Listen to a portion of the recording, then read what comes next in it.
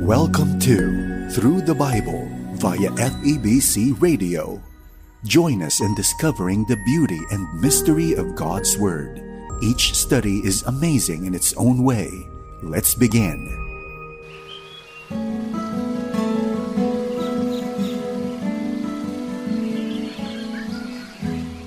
Ang pamamaraan ng Diyos para sa ikaliligtas ng isang kaluluwa ay ginagawa niya sa iba't ibang kaparaanan. Bagamat ang mensahe ay hindi nababago, gayunmay ang pagtawag ng Panginoon sa isang tao ay laging personal.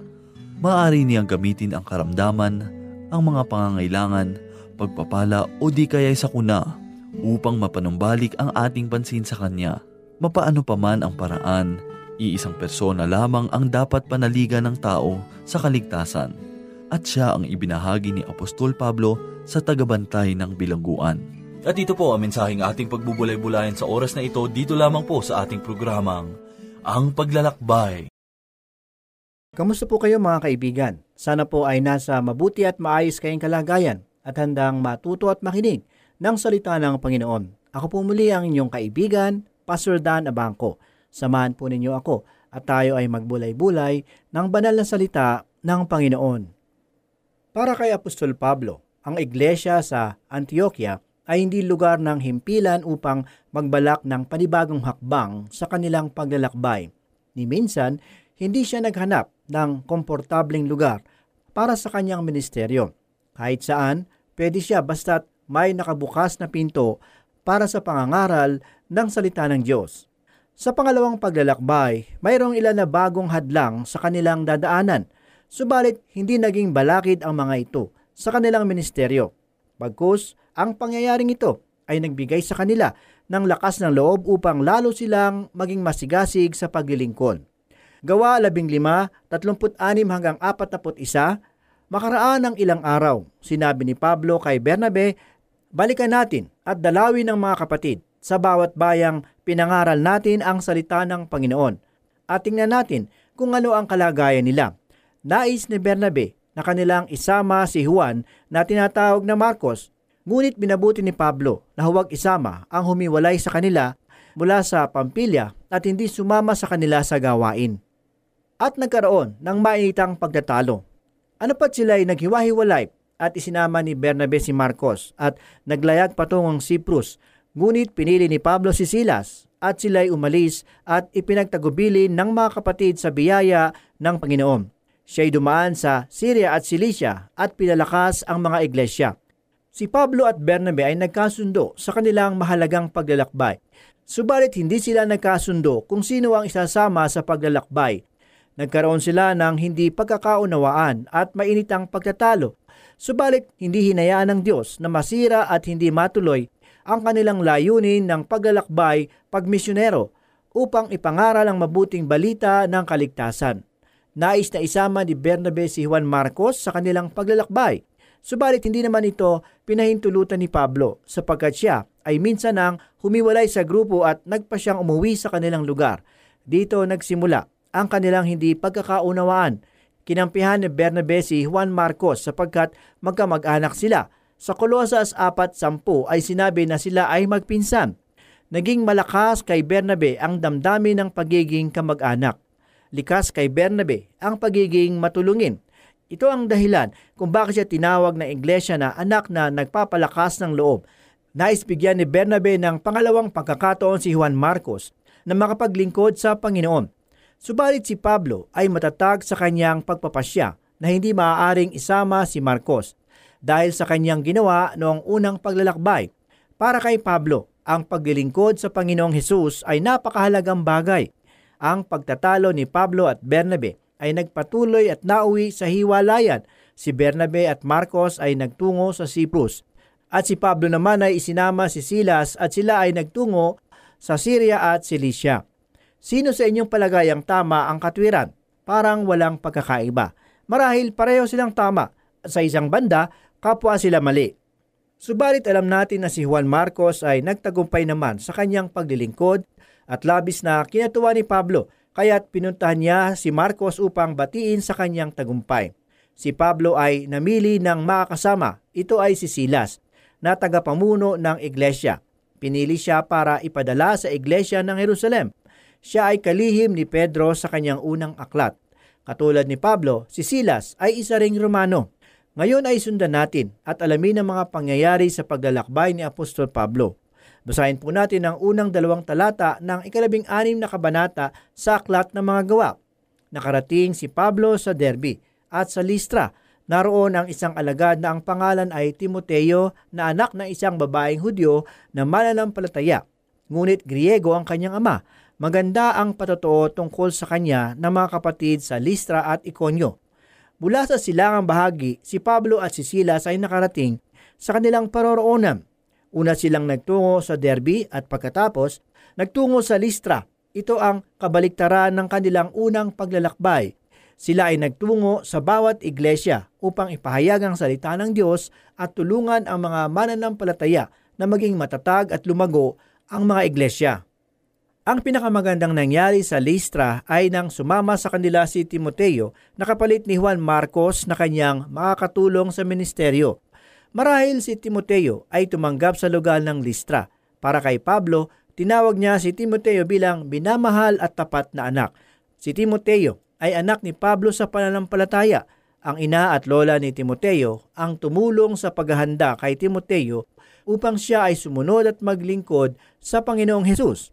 Talata 3. Nais ni Pablo na sumama sa kanya si Timoteo at nang kanyang kunin siya ay kanyang tinuli dahil sa mga Hudyo na nasa mga lugar na iyon sapagkat nalalaman ng lahat na ang kanyang ama ay isang Griego. Si Timoteo ang naging paboritong kasama ni Pablo para sa kanyang mga gawain sa paglilingkod. Sapagkat mayroon siyang magandang pangalan sa mga iglesia, tinuli ni Pablo si Timoteo upang maging katanggap-tanggap sa Hudyo, bagamat salungat sa napagpasyahan ng kapulungan sa Jerusalem. Subalit ang pagtutuli ay hindi nangangahulugan ng kaligtasan. Ang pagmamalasakit ni Pablo kay Timoteo ay hindi lamang sa kanyang kapakanan. Ginawa ito upang maging karapat-dapat sa paglilingkod sa Panginoon, ayon sa kaugalian ng mga Hudyo. Sa talata 4 at 5, ganito po ang sinabi, "At sa paglalakbay sa mga bayan-bayan, dinadala sa kanila ang mga utos na napagpasyahan ng mga apostol at ng matatanda sa Jerusalem. Kaya't ang mga iglesia ay lumakas sa pananampalataya at nadagdagan ang kanilang bilang araw-araw." Si Timoteo ay naglingkod sa mga Hudyo at Hentil kasama ni Pablo sa mga iglesia. Napakahalaga sa kanila ang mabuting pagsasama at nagkakaisa. Sa mga sumunod na taon, si Timoteo ay gumanap ng pinakamahalagang bahagi sa pagpapalawak at pagpapalakas ng mga iglesia. Siya ay naglakbay kasama ni Pablo na nagtungo sa iba't ibang lugar. Sa pagkakataong ito, makikita natin ang 3 magagandang pangyayari sa kanilang ministeryo. Una, binuksan ng Diyos ang kanilang dadaanan. Talata 6, at naglagay sila sa lupain ng Phrygia at Galatia dahil sa pinagbawalan sila ng Espiritu Santo na ipangaral ang salita sa Asya. Pagkatapos silang dalawin ng mga iglesia, marahil sa pagkakataong ito, si Pablo ay nagtungo sa hilagang bahagi ng bansa. Ang lalawigan ng Asya ay nasa ibaba ng bahaging timog kung saan naroroon ang Ephesus. Sa katunayan, ang Ephesus ang pangunahing lungsod sa Asya. Si Pablo ay nagplanong umikot sa bahaging Asya. Ito ay napakahirap na lugar at ang mga tao ay nagdarahop ng panahong iyon. At iyon ay nasa gitna ng kulturang Griego. Ito ay isa sa maunlad na lugar ng pangangalakal, malaking lugar ng politika at edukasyon. Talata 7. Nang sila'y dumating sa tapat ng Misiya, ay pinagsikapan nilang makapasok sa Britanya, ngunit hindi sila pinahintulutan ng Espiritu ni Jesus. Sinubukan ni Pablo na pumasok sa bagong teritoryo para sa Panginoon sa pamamagitan ng kanilang paglalakbay sa silangan patungong Asya Minor at Bitinya. Subalit isinara ng Diyos ang pintuan para sa kanila. Hindi sinabi kung papaano ipinahayag ng Diyos ang kanyang kalooban sa ganitong pangyayari. Subalit pansinin natin si Pablo ay hindi nasiraan ng loob. Talata 8-9, at paglampas sila sa Mysia ay nagtungo sila sa Troas. Nang gabing iyon ay lumitaw ang isang pangitain kay Pablo. May isang lalaking taga Macedonia na nakatayo at nakikiusap sa kanya na sinasabi, "Tumawid ka patungo sa Macedonia at tulungan mo kami." Ito ang panawagan kay Pablo sa Macedonia. Ang Macedonia ay nasa kabilang ibayo ng dagat ng Aegean. Si Pablo ay nasa Asya. May nagsabi sa kanya na tumawid mula sa Asya patungong Europa. Ang Espiritu ng Diyos ay kumilos kay Pablo patungo sa tamang direksyon. Talata 10. At pagkakita niya sa pangitain, sinikap naming pumunta agad sa Macedonia na naniniwalang kami tinawag ng Diyos upang ipangaral ang magandang balita sa kanila. Sa pamamagitan ng kahabagan ng Diyos, siya ay pinangunahan sa Troas. Sa Troas, si Pablo ay tinawag na magtungo sa Macedonia sa pamamagitan ng lalaki na nakita niya sa kanyang pangitain. Si Pablo ay agad na sumunod sang-ayon sa kanyang nakita at narinig sa pangitain. Talata 11 hanggang 12. Kaya't pagtulak mula sa Troas, tumuloy kami sa Samotracia at nang sumunod na araw ay sa Neapolis at mula rooy sa Pilipos na pangunahing lungsod sa distrito ng Macedonia. At ito'y sakop ng Roma. Kami ay tumigil sa lungsod na ito ng ilang araw. Mula sa Troas hanggang Neapolis, mayroong 150 milya ang pagitan at inabot sila ng 2 araw sa paglalakbay. Ang Pilipos ay kolonya ng Macedonia. Nangangahulugan na ito ay kolonya ng mga Romano. Ang kaugalian ng mga tao dito ay kaugalian ng mga wikang Latin ang kanilang pananalita. Si Pablo ay nagumpisa ng kanyang ministeryo sa Europa. Nagtayo ng iglesia sa Pilipos. Marami siyang naturuan sa iglesyang ito, kaya naging malapit sa kanyang puso ang mga tao rito. Mahal ni Pablo ang iglesyang ito. Para sa kanya, ito ang pinakamaunlad na iglesia sa dakong ito. Sa susunod na mga talata makikita natin na binuksan ng Diyos ang puso ni Lydia. Talata 13. At sa araw ng Sabat ay pumunta kami sa labas ng pintuan sa may tabi ng ilog. Nasa palagay namin ay may dakong panalangin at kami umupo at nakipag-usap sa mga babaeng nagtitipon doon. Hindi sapat na malaman natin kung saan ang kalooban ng Diyos. Mahalaga rin na malaman natin kung kailan, paano at kung ano upang sa gayon ay magiging matagumpay ang gawain nating paglilingkod. Sa labas ng lungsod, sa ibaba ng ilog, mayroong pagtitipon na panalangin. Ang isang babae na nagngangalang Lydia ang nangunguna roon. Sa pangitain ni Pablo, isang lalaking taga-Macedonia ang kanyang nakita. Subalit ang kanyang natagpuan ay lupon ng mga kababaihan. Talata 14, at nakinig sa amin ang isang babaeng ang pangalan ay Lydia na sumasamba sa Diyos. Siya'y mula sa lungsod ng Thyatira at isang mangangalakal ng mga telang kulay ube. Binuksan ng Panginoon ang kanyang puso upang makinig ng mabuti sa mga bagay na sinasabi ni Pablo. Ang Thyatira ay nasa bahaging itaas ng Asia Minor. Dito matatagpuan ang isa sa 7 iglesia na nakatanggap ng babala mula sa Panginoon. Ito ay matatagpuan sa 2 kabanata ng Aklat ng Pahayag. Ang babaeng ito ay sumasamba sa buhay at totoong Diyos. Subalit siya ay mayroon lamang maliit na pagkakaunawa tungkol sa salita ng Diyos. Si Lydia ay isang matagumpay na mangangalakal mula sa Thyatira. Ito ang lungsod ng mga mangangalakal ng telang ube. Si Lydia ay may mabuting pagkatao sa pamumuno. Kaya't siya ay nanguna sa isang pagpupulong ng pananalangin. Siya ang kauna-unahang tumanggap kay Kristo sa Europa. Binuksan ng Diyos ang puso ni Lydia sa katotohanan at nanampalataya na siya ay maliligtas. Matapang niyang ipinakilala ang kanyang sarili bilang kabahagi kay Kristo sa pamamagitan ng pagpapabautismo. Sa talata 15 ay ganito po ang sinasabi, nang siya ay mabautismohan na, kasama ang kanyang sambahayan, ay nakiusap siya sa amin na sinasabi, kung inyong hinatulan na ako'y tapat sa Panginoon, tumuloy kayo sa aking bahay at doon tumigil at kami napilit niya. Hindi natin alam ang tungkol sa asawa ni Lydia, subalit naroon lamang siya sa tabi ng kanyang asawa at tahimik na nakikinig at nagmamasid ng pangyayari. Salamat sa Panginoon sapagkat mayroong babaeng katulad niya. Ang sanhi ng pagkabilanggo ni Pablo at Sila sa Pilipos ang aalamin natin. Talata 16. Samantalang papunta kami sa dakong panalanginan, sinalubong kami ng isang aliping batang babae na may espiritu ng panghuhula at nagdadala ng maraming pakinabang sa kanyang mga amo sa pamamagitan ng panghuhula. Sa palagay ba ninyo, ito ay isang kahangalang paniniwala? Ang batang babaeng ito ay sinapian ng masamang espiritu. May isang tao ang nagkwento sa akin. Isang babae daw ang nasapian ng masamang espiritu. Subalit nang siya ay nakarinig ng salita ng Diyos sa pamamagitan ng programa sa radyo, umiyak siya at sumigaw sa Diyos na siya ay tulungan sa oras na iyon na makalaya siya mula sa pagkakaalipin ng masamang espiritu. Ang demonyo ay totoo. Ang batang babae sa panahon ni Pablo ay sinapian ng demonyo. Siya ay isang alipin ng kanyang amo. Ginagamit siya upang pagkakitaan. Talata 17 hanggang 19 ay ganito po ang sinasabi. Siya ay sumusunod kay Pablo at sa amin na sumisigaw, ang mga taong nito ay mga alipin ng kataas-taasang Diyos na nagpapahayag sa inyo ng daan ng kaligtasan, at ginawa niya sa loob ng maraming araw. Ngunit nang mabagabag si Pablo ay lumingon siya at sinabi sa Espiritu, iniuutos ko sa iyo sa pangalan ni Jesucristo na lumabas ka sa kanya, at ito ay lumabas ng oras ding iyon. Ngunit nang makita ng kanyang amo na wala na ang inaasahan nilang pakinabang, ay hinuli nila sila Pablo at Silas at kinaladkad sila sa pamilihan sa harapan ng mga pinuno. Si Pablo ay nagkaroon ng kapangyarihan na magpalayas ng masamang espiritu sa pangalan ng Panginoong Hesukristo.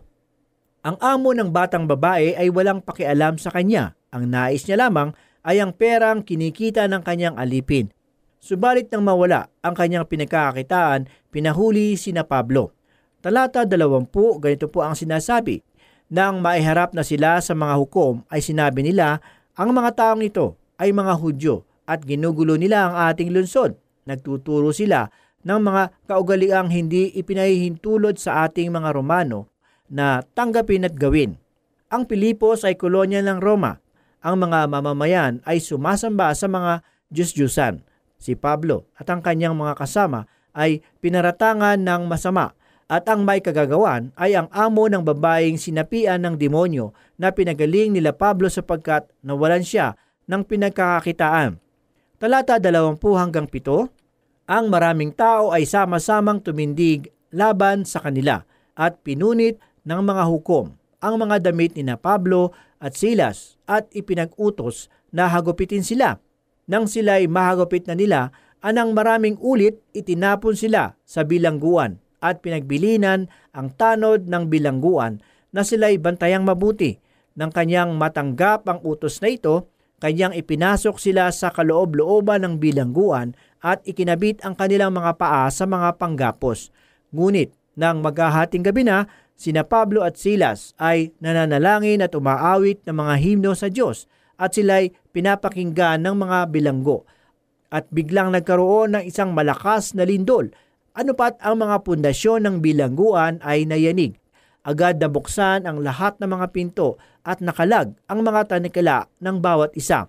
Nang magising ang bantay ng bilangguan at makitang bukas ang mga pinto ng bilangguan, binunot niya ang kanyang tabak at magpapakamatay na sana dahil sa pag-aakalang nakatakas ang mga bilanggo.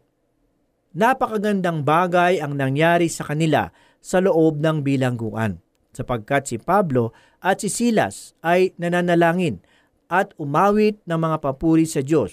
Ito lamang ang kanilang naging sandata sa loob ng bilangguan. Biglang nagkaroon ng malakas na lindol at ang mga pintuan ay nabuksan at nakalag ang tanikala ng mga bilanggo. Ang tanod ng bilangguan ay may pananagutan sa lahat ng mga bilanggo. Nakita niya na ang lahat ng pintuan ay nabuksan at inakala niya na nakatakas na ang mga bilanggo. Nangamba siya sapagkat ang lahat ng ito ay kanyang pananagutan. Dahil sa kanyang takot, nagtangka siyang magpakamatay sa pamamagitan ng kanyang itak. Talata 28 hanggang 30, ngunit sumigaw si Pablo ng malakas, huwag mong saktan ang iyong sarili sapagkat naririto kaming lahat.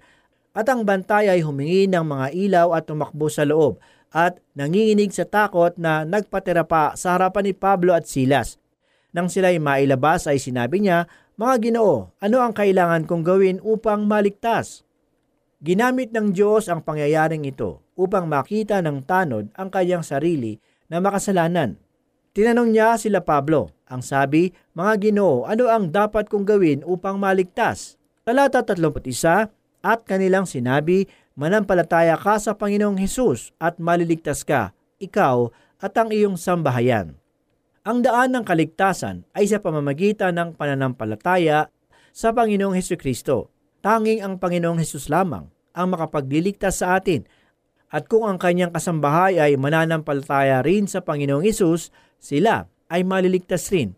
Ito ang ibig sabihin ng talatang ito, sapagkat ang bawat isa ay kailangang magtiwala at manampalataya sa Panginoong Hesus upang magkamit ng kaligtasan.